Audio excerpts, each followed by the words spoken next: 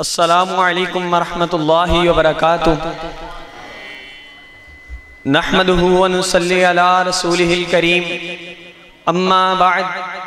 فاعوذ باللہ السمیع العلیم من الشیطان الرجیم بسم اللہ الرحمن الرحیم قل هل يستوي الذین يعلمون والذین لا يعلمون ضرورت نہیں نا خداؤں کی مجھ کو،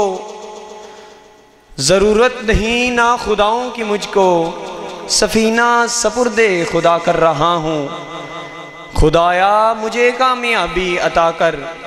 خدایا مجھے کامیابی عطا کر، تیرے نام سے ابتدا کر رہا ہوں۔ معزز سامعین، ابتدائے سخن اس پاک ہستی کے پاک نام سے جس کا ذکر میرے ذہن کو پاکیزگی بخشتا ہے، جس کا سایہ مجھے تپتی دھوپ میں بھی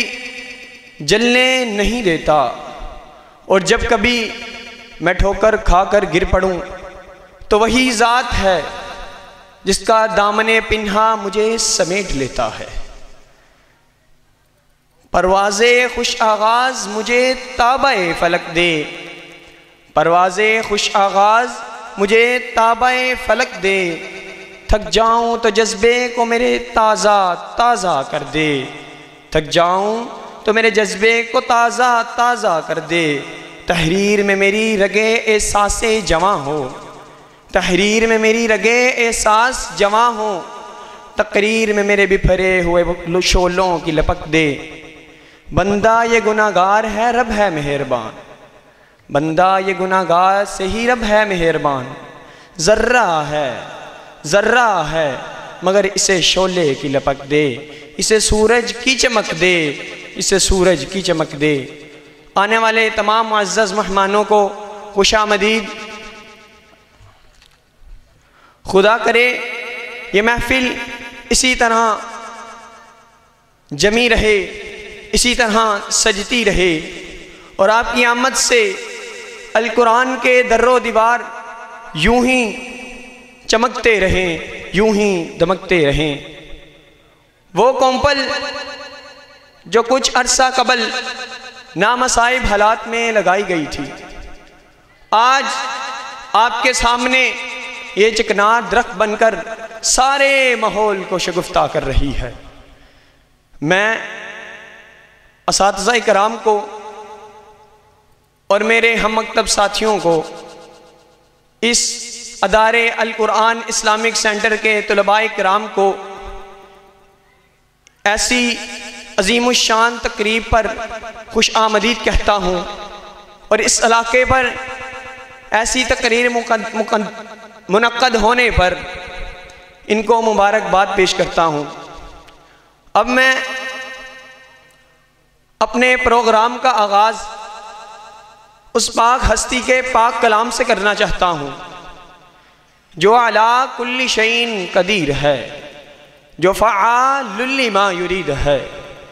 جو غفور الودود ہے، جو ذو العرش المجید ہے، جو علیم بذات الصدور ہے۔ کلام پاک کی تلاوت کے لیے میں دعوت دینا چاہوں گا القرآن اسلامک سینٹر کے مدرس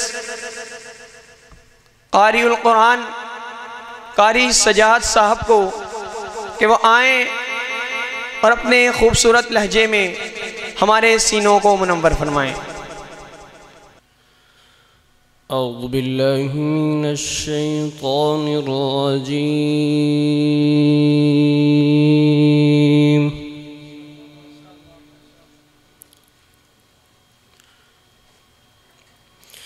بسم اللہ الرحمن الرحیم۔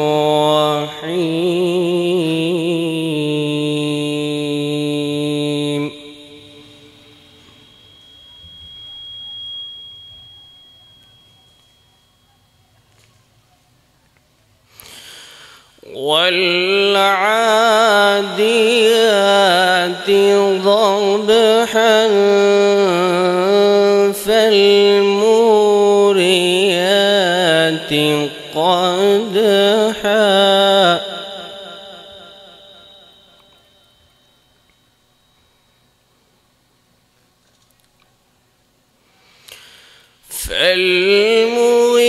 فالمغيرات صبحا فأثرن به نقعا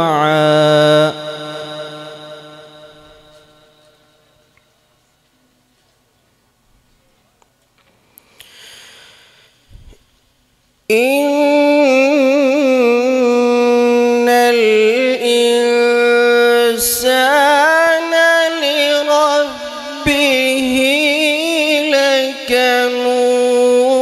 لكنود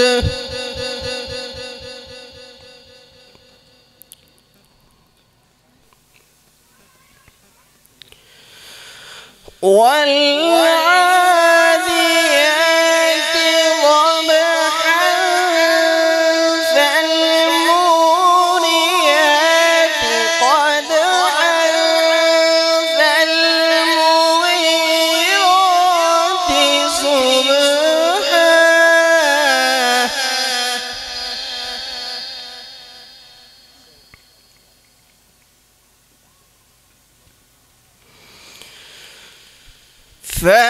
فأثرن به نقعا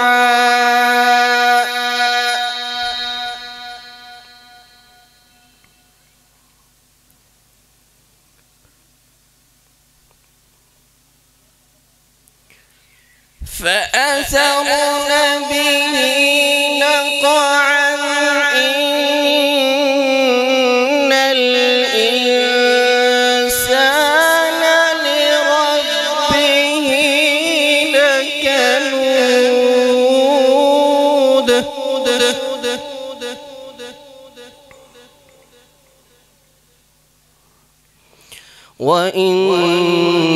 وإنه على ذلك لشهيد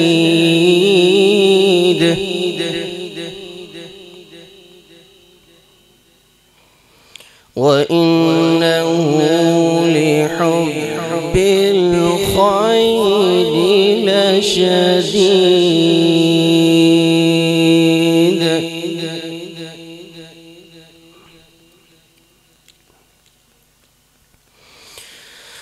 فأثرن به نقعا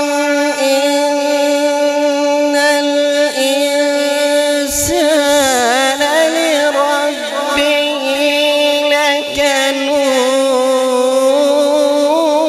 لكنود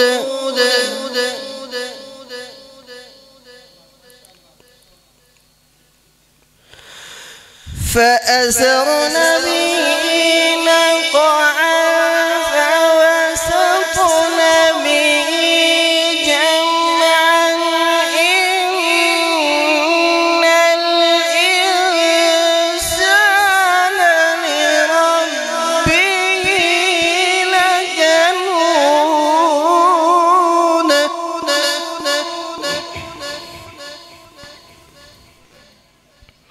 وإنه على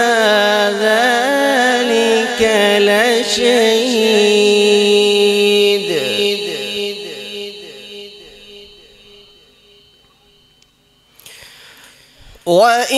وإنه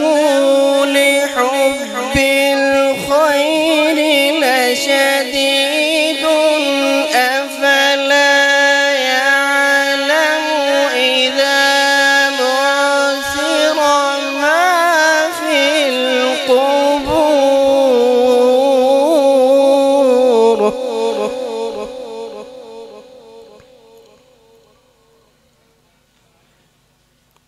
وحصل ما في الصدور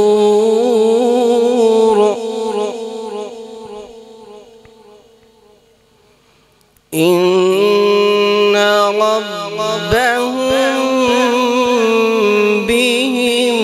يومئذ